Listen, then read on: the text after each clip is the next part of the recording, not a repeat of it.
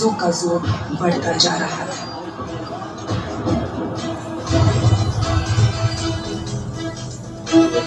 तब वो अपना सर्वस्व न्यौछावर कर अंग्रेजों को अपनी मातृभूमि पर कब्जा करने से रोकती रही। इस बहादुर रानी का नाम था बेगम हजरत महल।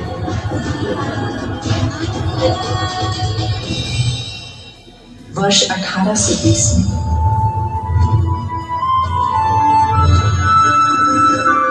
एक साधारण से परिवार में जन्मी हजरत महल।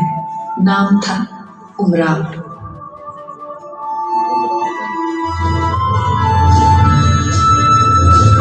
बेहद खूबसूरत थी वो। उनके माँ बाप ने उन्हें बहुत प्यार से पाला था।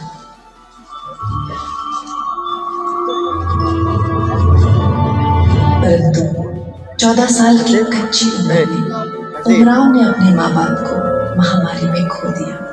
इस अकेलेपन में उन्हें मजबूत बनने और विपत्तियों से जूझने की शक्ति दी।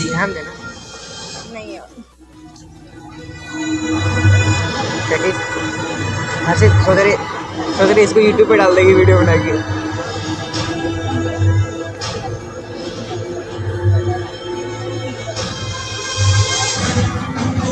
किसी जानने वाले ने उन्हें नवाब वाजिद अली शाह के परीखाने में पहुंचा दिया, जहां उन्हें महक परी के नाम से जाना जाने लगा। संगीत और नृत्य के साथ साथ महक परी राजनीति में भी निपुण हो गई। वाजिद अली शाह ने महक को अपनी बेगम बनाने का फैसला किया और उन्हें बेगम हजरत महल का खिताब दिया।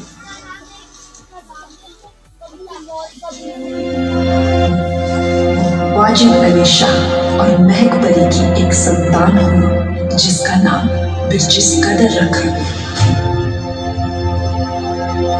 बेगम हजरत महल की जिंदगी का एक नया पड़ाव शुरू। पर संपन्न जिंदगी की खुशियां हजरत महल की जिंदगी में ज्यादा दिनों तक नहीं रह पाई।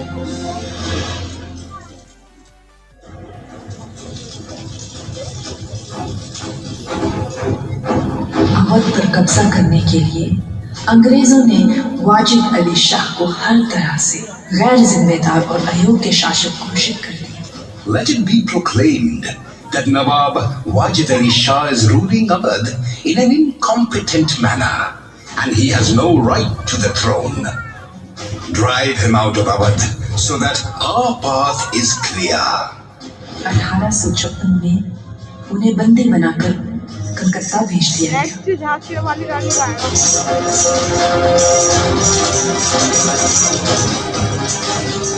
कौन जानता था नवाब वाजिद अली का लिखा ये गीत एक दिन उनकी ही आपबीती बन जाएगा।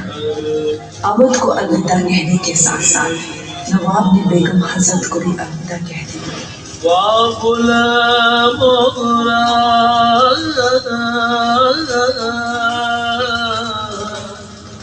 और अवध में अकेला छोड़ दिया। बेगम एक बार फिर अकेली हो गई। वाजिद अली के जाने का दुख पूरे शहर को था, मगर इस बात की कोई परवाह नहीं कर रहा था कि हजरत महल के सपनों का महल भी टूट रहा था। शोक ने एक चिंगारी जगा दी बेगम में। बेगम ने अपने आंसू पोंछे, तलवार हाथ में थामी, सर पर कफन बांधा और निकल पड़ी इतिहास का एक अविस्मरणीय पृष्ठ लिखने। वो बखूबी जानती थी कि अंग्रेजों के बढ़ते अत्याचार से न केवल अवध बल्कि देश का जन जन परेशान था। बेगम ने अंग्रेजों के प्रति जनता के गुस्से को एक मकसद दिया। झुकना तो दूर, बेगम हजरत महल एक दीवार बनकर खड़ी हो गई अंग्रेजों के सामने।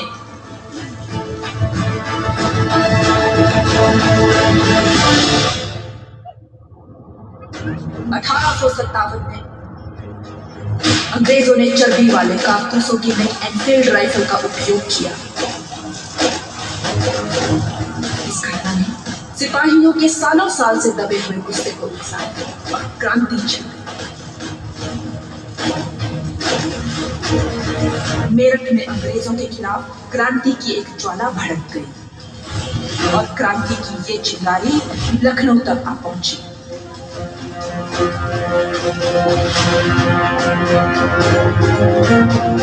अंग्रेजों ने लखनऊ रेजिडेंसी में शरण ली। ब्रिटिश सरकार के हुक्मरान इसी इमारत में रहा करते थे। इस क्रोध की चिंगारी से बेगम ने क्रांति की मशाल जलाई।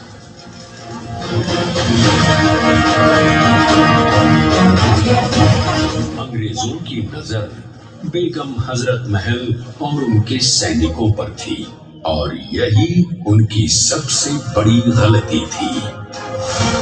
बेगम के साथ सिर्फ अवध के सैनिक ही नहीं थे, उनके नेतृत्व में अवध का हर वासी सैनिक बन गया था जो जंग के मैदान में कूदने के लिए तैयार था।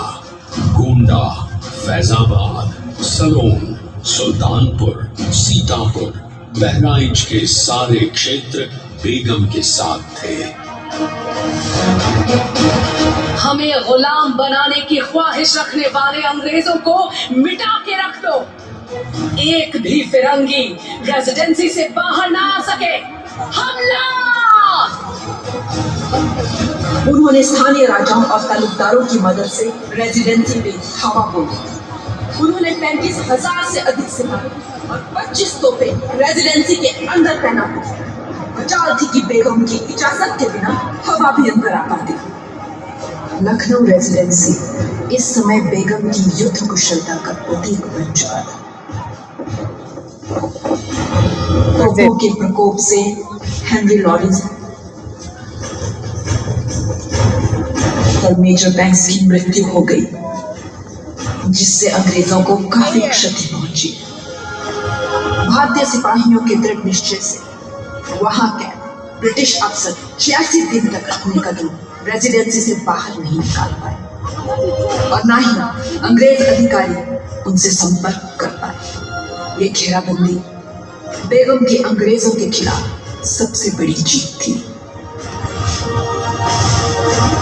दीवारों और दरख्तों पर खून के छींटे बयां करते थे देशभक्ति का खुमार। अंग्रेजों के हौसले को बेगम ने चूर चूर कर दिया। आसमां में गूंज रही थी अवध की दहाड़। इसी दौरान उन्होंने अपने 14 साल के बेटे बिरजिस को अवध का नवाब बनाकर लखनऊ को अपने अधीन कर लिया और खुद राजकाज संभाला। मैं शुक्रगुजार हूं कि आप सबने मेरे बेटे को नए नवाब के रूप में स्वीकार किया।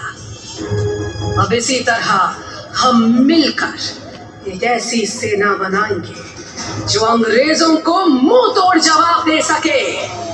अक्टूबर 1857 जनरल कैम्पबेल अपनी फौज लेकर लखनऊ रेजिडेंसी पहुंचा, लेकिन रानी की शक्ति का पूरी तरह से एहसास अब भी शायद अंग्रेजों को नहीं था।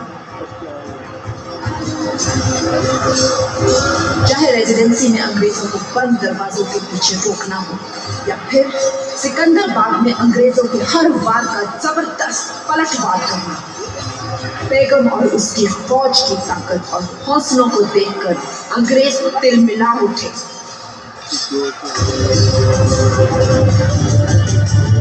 आखिर जनरल कैम्पबेल अपने देशवासियों और घायलों को लेकर लखनऊ छोड़ कानपुर के लिए निकल गया।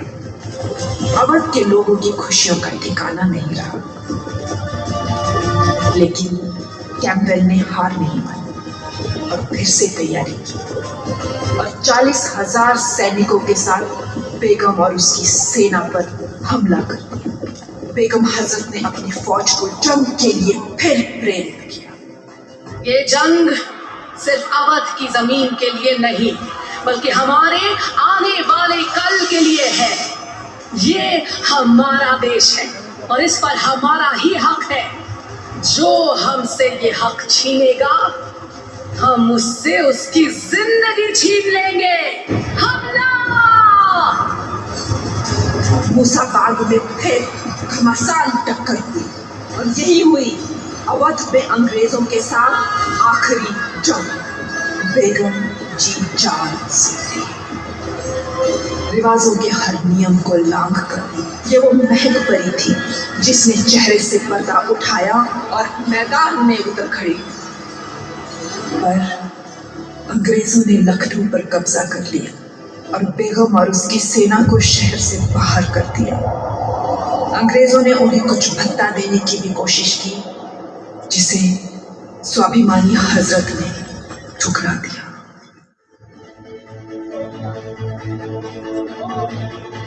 बेगम लगातार अंग्रेजों से मुकाबला करने का प्रयास करती रही, लेकिन तब तक अंग्रेज बहुत शक्तिशाली हो चुके थे।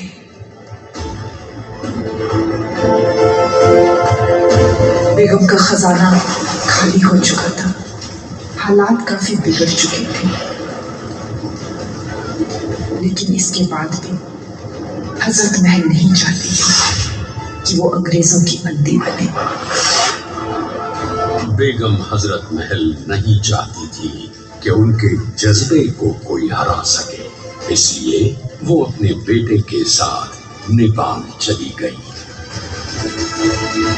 7 अप्रैल 1879 को बेगम इस दुनिया को अलविदा कह गई। बेगम हजरत ने यह सिद्ध कर दिया कि देश प्रेम की कभी हार नहीं होती। आजादी की लड़ाई के लिए बेगम हजरत असंख्य वीरों को प्रेरित कर गई।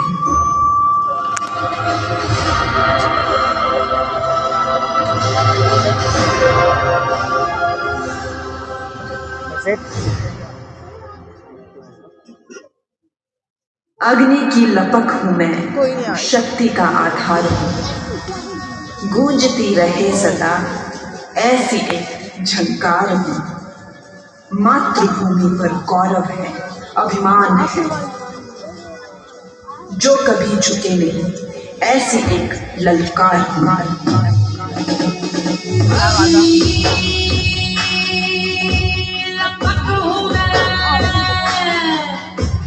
शक्ति का आधार हूँ, अग्नि लपक हूँ मैं, शक्ति का आधार हूँ, मुझे सदा ऐसी एक झंकार हूँ।